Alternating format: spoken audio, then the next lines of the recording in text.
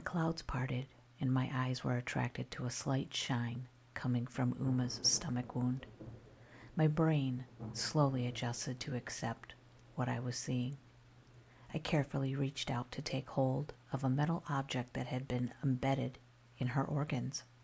I winced, removing it while slightly apologizing to her for the action. I was holding an ornate bar with a notch in the middle. Nor wasn't aware of my actions. He was too busy going into another villain speech I wasn't paying attention to. I felt sick reaching over to Mahas to dig around in his wound to find another bar that looked like the first one. When they said being able to summon their ancestor was inside of them, I didn't think it would be literally inside them. Nor finally saw what was in my hands. If the color could drain from his face, it would have. His mouth dropped open, fear clear on his face. He started in order, but I was faster. I pressed together the pieces of metal to make a cross. I didn't know what to expect, but I didn't have any other options. The world around me froze. I felt a pressure appear all around, and the air felt thicker than honey. A rumbling shook the ground as the sky turned a deep shade of red. Crashes of sound came from all around. Each burst getting closer and closer. My chest tightened in a primal fear that overtook my body. Another sound came, and I was too scared to realize it was that of my teeth chattering. Blue lightning came down, leaving a formless shape of white behind. My body almost couldn't handle being so close to so much pure magic in the air. Slowly the power pulled together into a vague outline of a person. White glowing bat wings stretched out into the sky. The wings slowly shrank down, tucking themselves tightly against the ancestor's back. He wore flowing white fabric that moved on its own. Long pure white hair that touched the ground covered half of his face, but I wasn't able to see what he looked like. For a moment, a bat-like face showed, and then it blurred. Countless faces shifted within seconds. My mind couldn't keep up or comprehend what this monster truly was. The younger son held so much power, he stopped the world around him and transformed it into something else entirely. I wasn't on the same level to see his true form, just the vaguely human-shaped one. If he was like this, then what was his father like? I couldn't even fathom it. I felt unseen eyes land on me. My body shut down for a second. My vision turned gray and everything hurt. And yet, I fought through it all to say a single word. Help. He would at the very least heal the twins. They were family after all. But what about the other two I cared about? I felt a wave of magic in my direction so heavy, it made my lungs stop. When I recovered, I saw the twins were perfectly fine, but Summer and Hunter still were frozen in time, wounded. I opened my mouth to beg this force of nature to save them as well. To my sheer horror, the younger son was in front of me. He placed a single finger on my forehead. I started to fall into the ground, back to the past and to the worst day of my life. I was no longer facing a mind-bending, powerful monster. I was walking down the street, scrolling through my phone with my sister and best friend Rudy next to me. I wasn't paying attention to what they were saying. I missed out on their last words because I was too focused on texting a girl I thought was cute at the time. I heard the car, but didn't see it.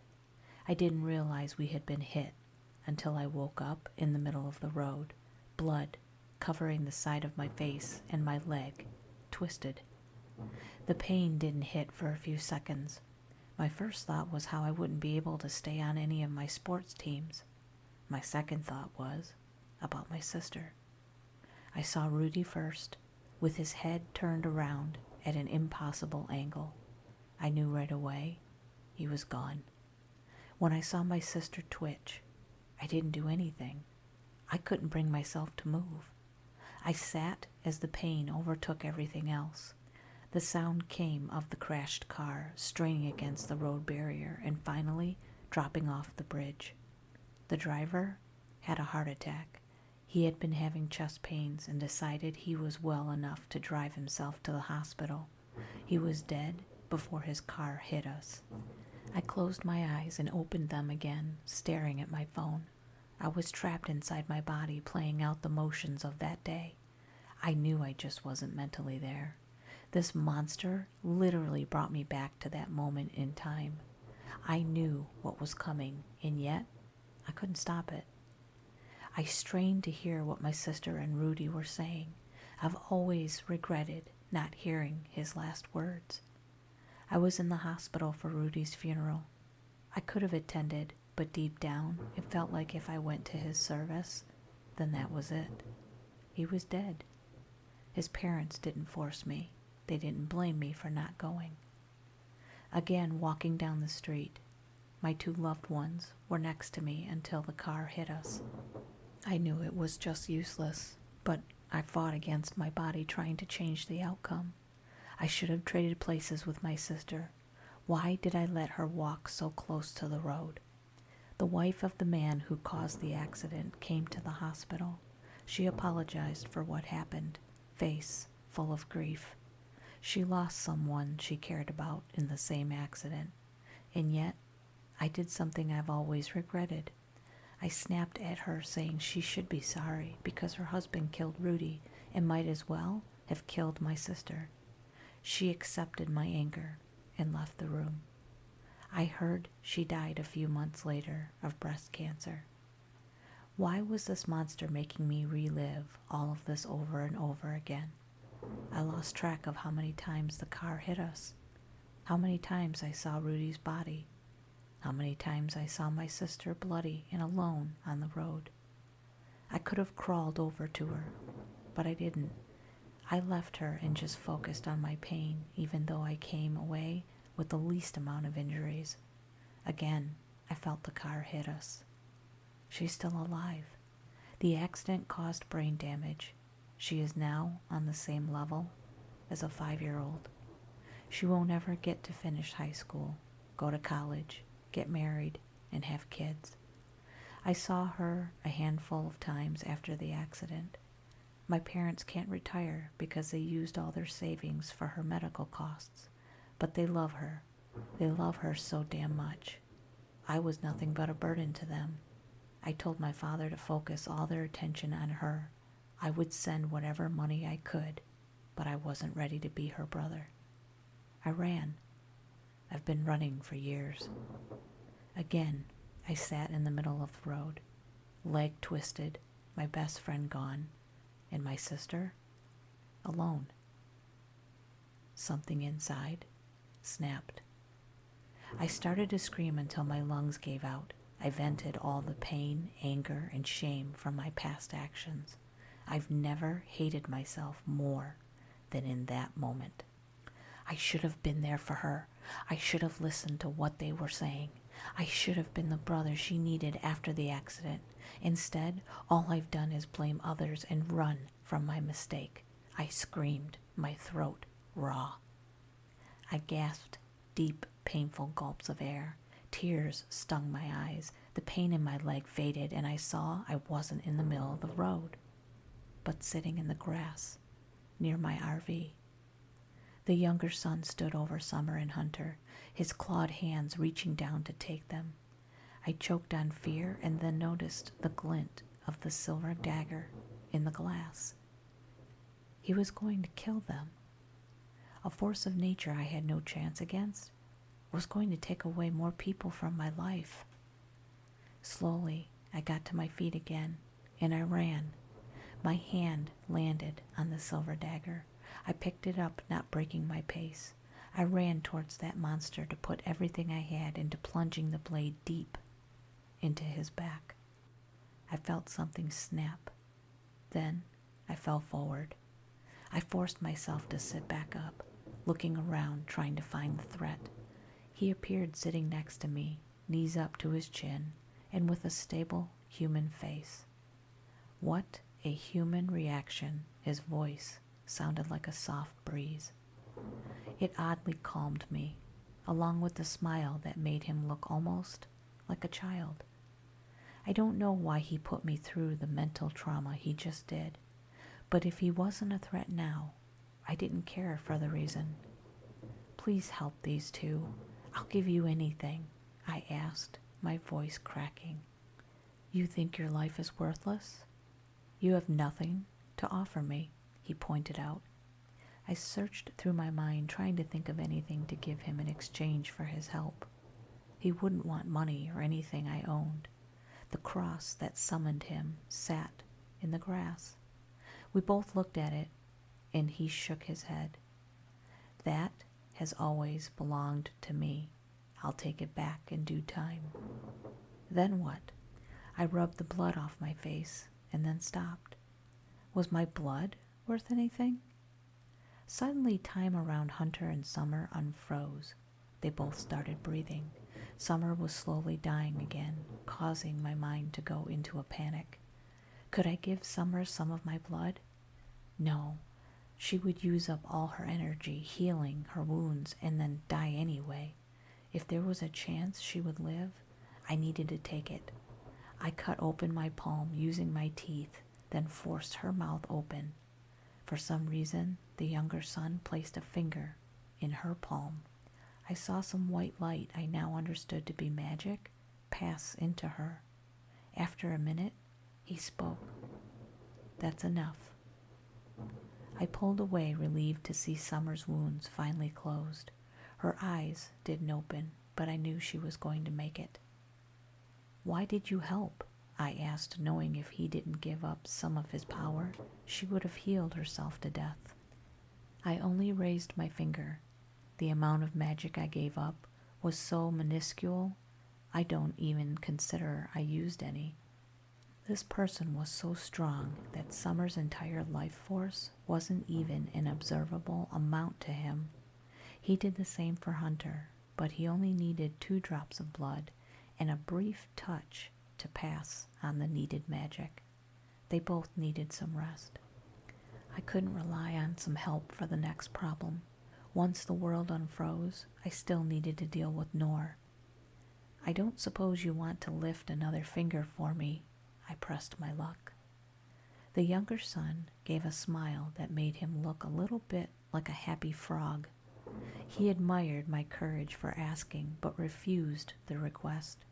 His hand reached over to pick up the cross to signal he was leaving soon, and I would be on my own. Bitten vampires have control over other vampires they've turned. However, your heart is still beating, is it not? He hinted. My mouth dropped open a little. I've never considered that Noor didn't have full control over me because I wasn't fully a vampire. Had I really fought hard enough against his control? Or did I just accept it because I didn't know better? "Thank you," I said as I stood up, dagger in hand, ready for a fight. "I did nothing. You were able to solve your problems on your own. You just needed a moment to clear your mind," the other vampire corrected. That may be the case, but I still wanted to thank him. Because of him, I stopped running. With a blink of an eye, the world turned back to normal. Noor was confused as hell. The ones he nearly killed were healed, aside from himself. Slowly, he started to laugh at the outcome. "That's it? You summoned the younger son, and nothing happened? What a failure you are." He kept talking, but I wasn't listening. I stared towards him, determined to finish what I needed to do. "Do us all a favor and put that dagger through your own heart," he ordered in a rage. My hand twitched as I felt the words hit me. Screw him. I kept walking. Fear replaced the expression on his face. He shouted another order. My body wanted to stop, but I pressed on. He became frantic with his words, not understanding why they weren't working.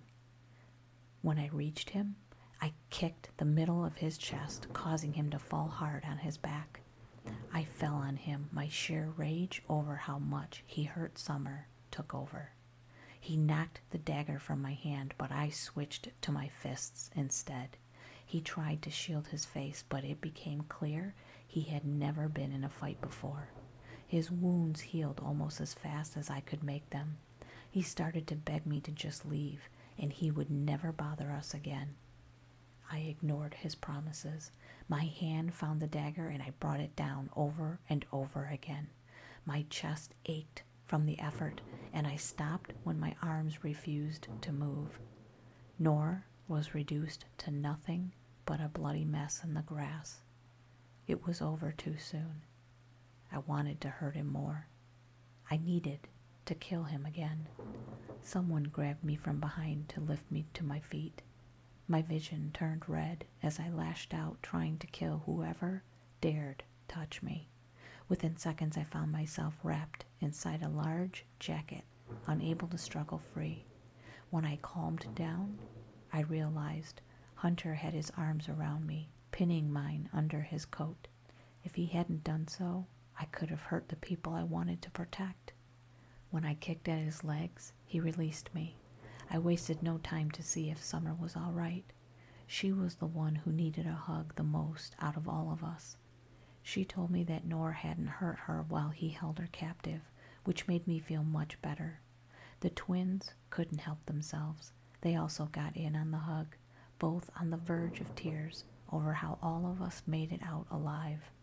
Soon, Hunter joined in, but I think he was trying to be funny. That's how the agents found us. 2 living vampires, 2 born vampires, and 1 hunter, huddled in a group hug, surrounded by bodies of dead vampires. I was so embarrassed I wanted to die.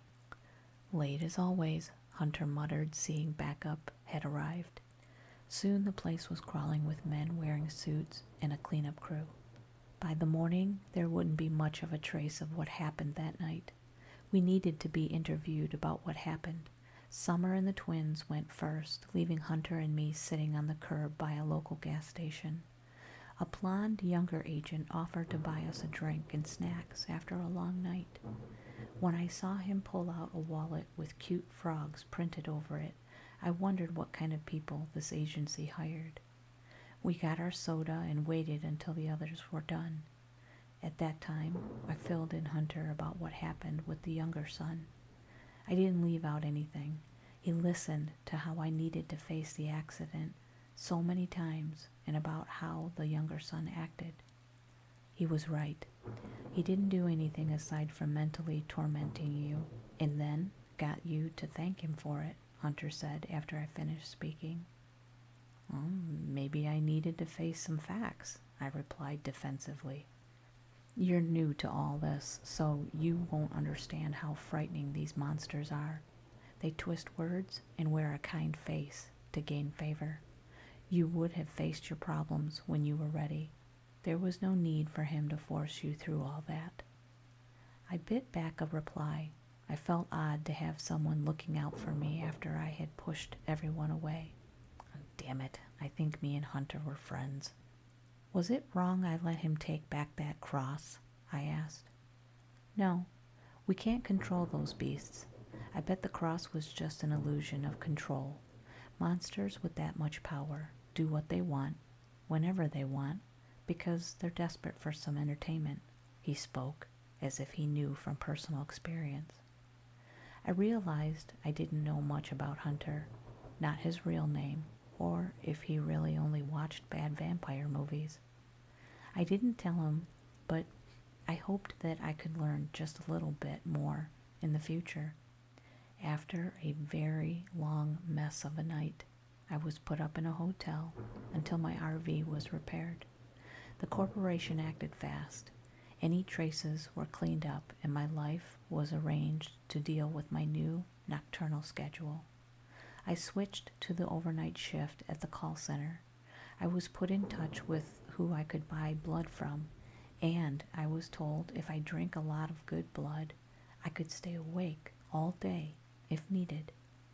Summer quickly got a night job at a nearby gas station. She also started night classes to become a vet. I knew she was smart and hardworking enough to accomplish her goals. I needed to do one last thing.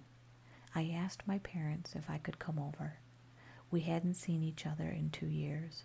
They looked far too old and frail to be taking care of my sister, and yet they weren't unhappy. I told them I wanted to be more involved in Annie's life. I understood if it was too late. I had refused to see her all this time. We wanted you to be ready for this, and we understood if you would never be ready. If you think you are, then we'll be glad to be a family again. But you need to be certain. Annie needs a brother, not one that's going to be in and out of her life, my father told me. I hadn't cried in front of my parents since I was a child. Not even after the accident, I let myself shed tears around them. I let myself cry then. I want to be her brother again, I said between heavy sobs. I expected Annie to hate me, or to not know who I was.